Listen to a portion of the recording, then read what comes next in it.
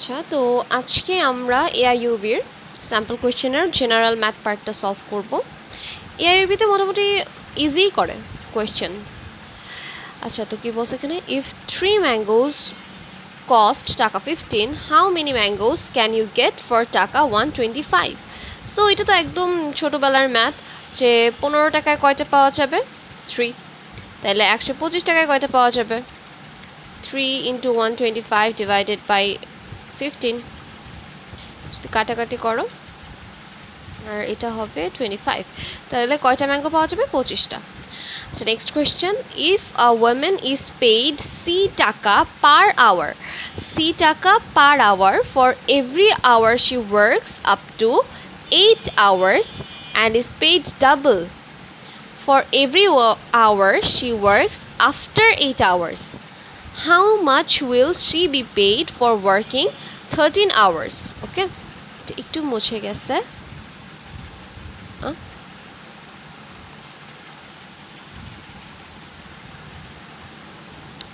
she be paying for 13 hours. আচ্ছা, প্রথম 8 ঘন্টা কাজ করার জন্য তাকে প্রতি আওয়ারে পে করা হয় টাকা, তাহলে 8 ঘন্টায় সে পাবে 8 টাকা।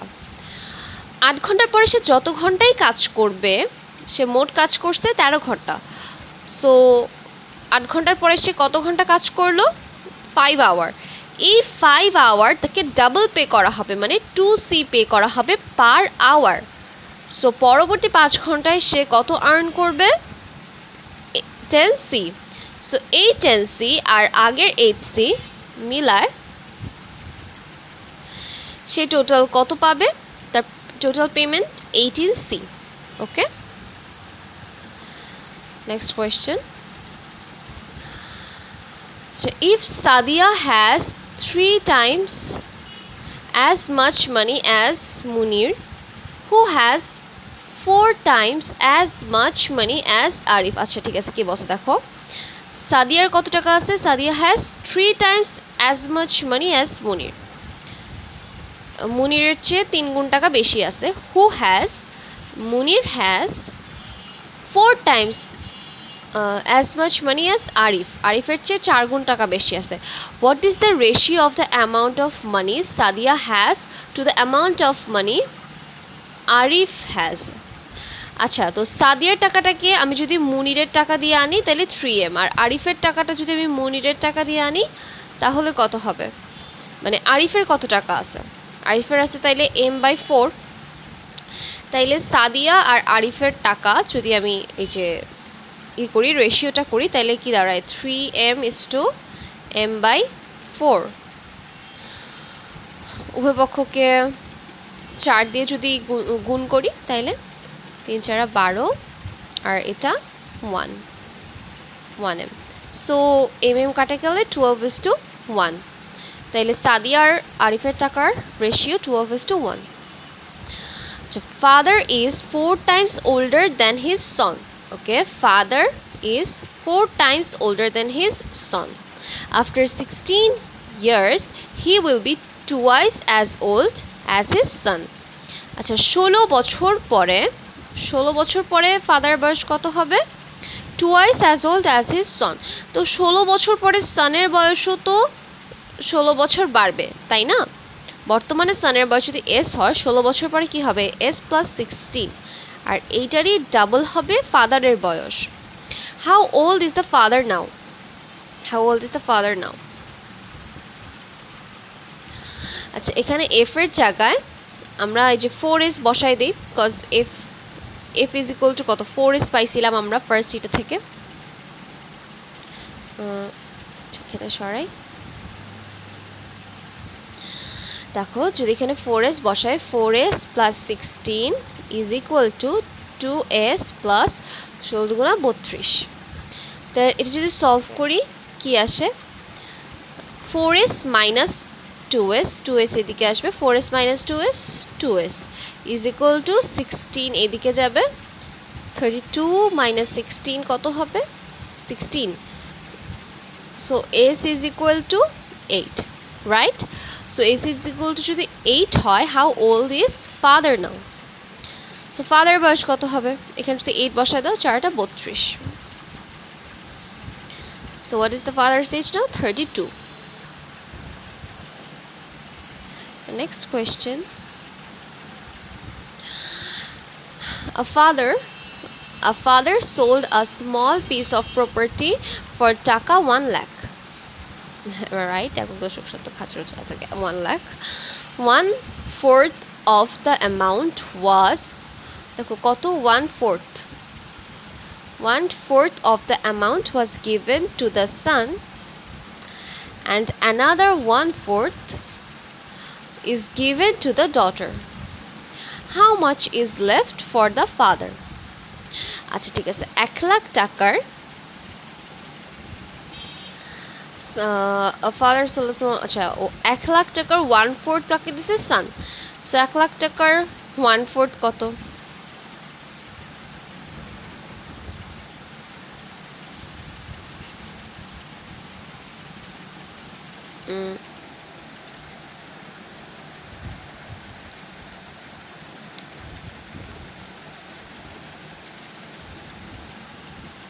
$25,000। 1 লাখ টাকার 1/4 $25,000।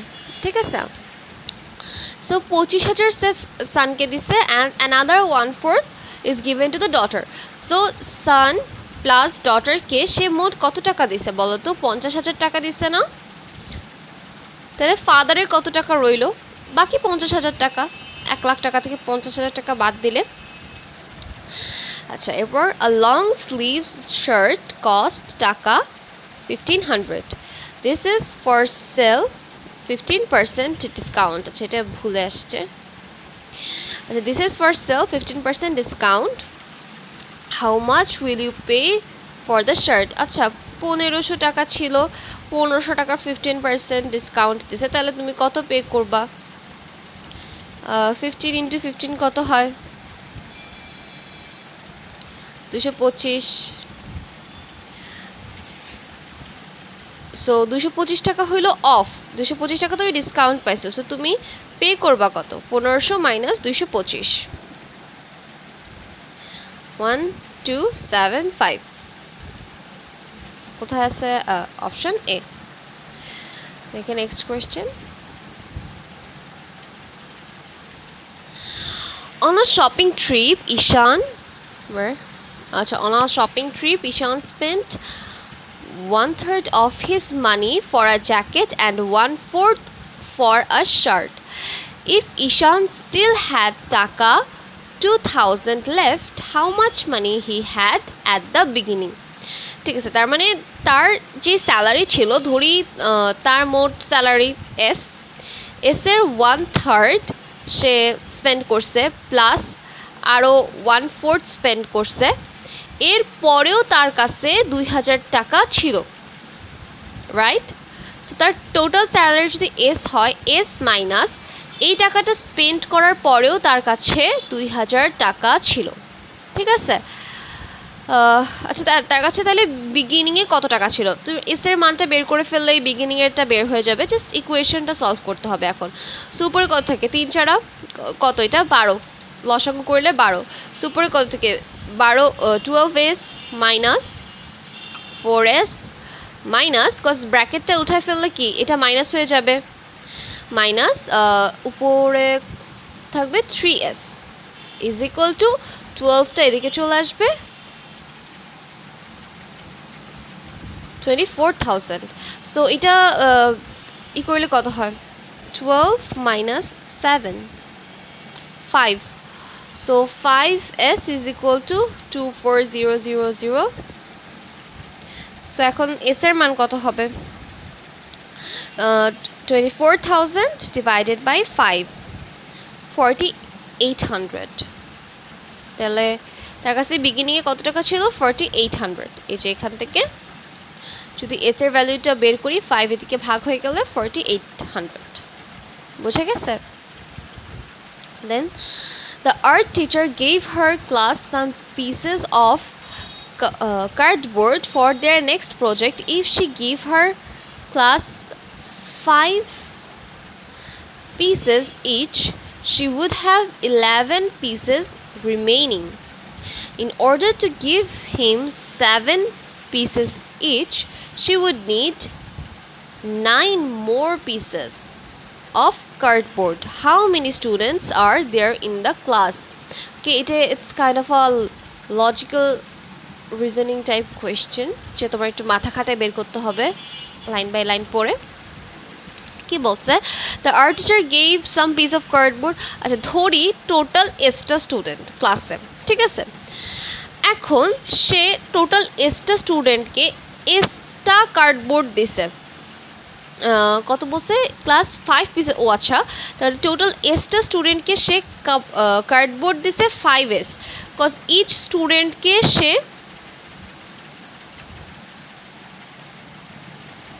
কারণ ইচ স্টুডেন্টকে সে 5টা করে দিছে। সো ক্লাসে যদি টোটাল এসটা স্টুডেন্ট থাকে তাহলে সে মোট 5sটা কার্ডবোর্ড দিয়েছে। Okay, she would have 11 pieces remaining, তার মানে তার কাছে টোটাল যে কার্ডবোর্ড ছিল ওখান থেকে 5sটা দিয়ে দিলে তার কাছে 11টা কার্ডবোর্ড থাকে, তার কাছে 11টা কার্ডবোর্ড বাকি থাকে। আচ্ছা এই 11টার মধ্যে থেকে কিন্তু সে আরও 2জন স্টুডেন্টকে দিতে পারতো, রাইট? আরও 2জন স্টুডেন্টকে কিন্তু সে দিতে পারতো এই 11টা যেহেতু তার কাছে বাকি থাকে, বিকজ একজন স্টুডেন্ট যেহেতু 5টা করে পাবে, 5টা 10টা করে 2জন স্টুডেন্টকে সে দিতে পারতো, ঠিক আছে। আচ্ছা in order to give him 7 pieces each, আচ্ছা যদি তার প্রতিটা স্টুডেন্টকে 7টা পিস করে দিতে হইতো, 7টা পিস করে দিতে হইলে তাহলে ইচ স্টুডেন্ট তাহলে কতটা লাগতো 7s, 7টা পিস করে দিতে হইলে তার লাগতো 7s। She would need 9 more pieces of cardboard, তখন তার এক্সট্রা আরও 9টা কার্ডবোর্ড লাগতো। তার মানে তার কাছে আগে কার্ডবোর্ড কয়টা ছিল, আগে তার কাছে কার্ডবোর্ড ছিল 5s plus 11টা, right? 5s plus 11। এখন নতুন করে যদি 7sটা তাকে দিতে হয় তাহলে তার আরও নতুন করে লাগবে হলো 9টা।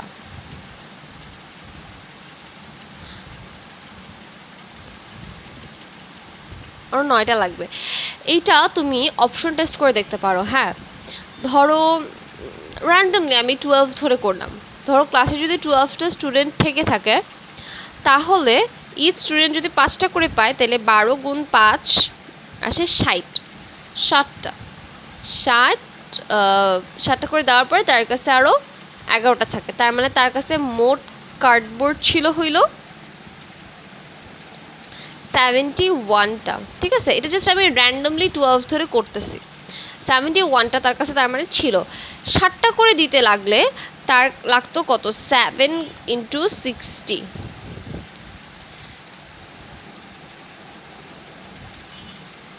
সরি আমি ক্লাসে তো ধরছি 12 জন স্টুডেন্ট আছে তাই না, 12 × 7 যদি 7টা করে দিতে লাগতো তাহলে তার 84টা লাগতো, তার কয়টা লাগতো 84টা। তার কাছে ছিল কয়টা কার্ডবোর্ড, 71টা, আর 7টা করে দিতে হলে তার লাগতো 84টা, তাহলে 84 মাইনাস 71 কত হয় 13, 84 মাইনাস 11 কত হয় 13, তার মানে তার এক্সট্রা লাগবে হলো 13টা। বাট এখানে বলছে she would need 9 more pieces of cardboard, তার মানে 12 হবে না আমার অ্যান্সার। সো 12 জন স্টুডেন্ট হলে যেহেতু তার আরও বেশি লাগতেছে তার মানে 12-এর চেয়ে কম হবে অ্যান্সার। তার মানে আমরা 10 দিয়ে যদি ট্রাই করি দেখো কি হয়, ক্লাসে যদি 10 জন স্টুডেন্ট থেকে থাকে তাহলে যদি এক একজনকে 5টা করে দিতে হয় তাহলে তার মোট কার্ডবোর্ড লাগবে 50টা, তার কাছে বাকি থেকে যাবে আরও 11টা, তাহলে 50 প্লাস 11, তার কাছে টোটাল কার্ডবোর্ড টিচারের কাছে ছিল হইল 61টা, রাইট? 61 যদি 7 পিস করে দিতে হয় তাহলে 10 × 7 লাগবে কয়টা, 70টা, তার মানে তার এক্সট্রা আরও কয় পিস লাগবে, 70 মাইনাস 61, 9টা, রাইট? মিলে গেছে, দেখো 10 দিয়ে কিন্তু মিলে গেছে তোমার ম্যাথটা, বুঝা গেছে? ওকে নেক্সট কোয়েশ্চেন, এটা হলো অপশন টেস্ট করে দেখবা। কোনো ম্যাথ যদি মনে হয় যে ইকুয়েশন বিল্ড করে করতে গেলে অনেক বড় হয়ে যাবে, যদি কোনো ম্যাথ মনে হয় যে ইকুয়েশন বিল্ড করে করতে গেলে অনেক বড় হয়ে যাবে তাহলে অপশন টেস্ট করে ফেলবা। So which is the smallest multiple of both 12 and 18? Both 12 and 18 মানে 12 আর 18 স্মলেস্ট মাল্টিপল মানে কি? এলসিএম দিয়ে বের করতে হবে তোমার, রাইট? সো 6 9 3 6 3 3 9। সো এখন এগুলো গুণ করো, কত হবে? 2 into 3 into 2 into 3 3 দুগুণ 6 6 দুগুণ 12 3 12 36। So 3 times 12 36. Answer is 36. So how long will it take a 100-meter train going 1.8 kilometer per minute? ওকে, দেখো এটা কিন্তু মিটারে আছে, এটা মিনিটে আছে, এটা কিলোমিটারে আছে, কোনো এককের সাথে কোনো ইউনিটের সাথে কোনো ইউনিট মিলতেছে না। So be careful with that, তোমার কিন্তু ইউনিট চেঞ্জ করে নিতে হবে, হ্যাঁ, বিকজ এটা মিটারে এটা কিলোমিটারে মিলবে না। তো to pass through a 500-meter tunnel, how long will it take? আচ্ছা, আমরা কি জানি? S is equal to D by T, speed is equal to distance by time. আমাদের কি চাইছে? How long will it take, তার মানে আমাদের টাইম চাইছে, রাইট? টাইম চাইছে। So T is equal to D by S, right? D কত এখানে? 1.8 কিলোমিটার। 1.8 কিলোমিটার সমান কত? এটাকে যদি মিটারে নেই তাহলে কি হবে? 180 মিটার।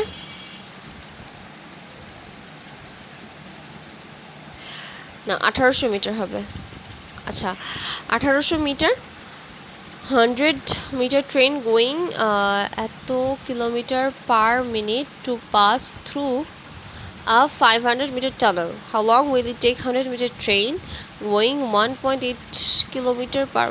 আচ্ছা, এটা কিলোমিটার পার মিনিট মানে 1800 মিটার পার মিনিট বেগে সে যাচ্ছে। এটা তাইলে কি? এটা হলো স্পিড।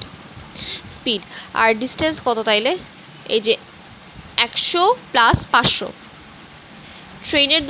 ট্রেনের লেন্থ প্লাস টানেলের লেন্থ, মোট কত হয়? 600।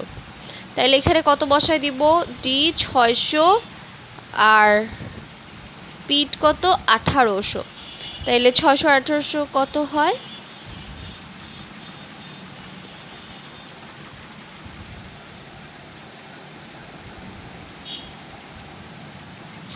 1/3। 1/3। So 1/3 minute, 1/3 minute. তো 60 মিনিট সমান কত? 60 মিনিট সমান, সরি, 1 মিনিট সমান 60 সেকেন্ড, রাইট? এটা আমরা তো মিনিটে মানটা বের করলাম, তাই না? 1 মিনিট সমান 60 second. So 1/3 is equal to 20 second. So the answer is 20 second. Okay, ইউনিটগুলো মনে করে খেয়াল করে চেঞ্জ করে নিও যদি উল্টাপাল্টা থাকে।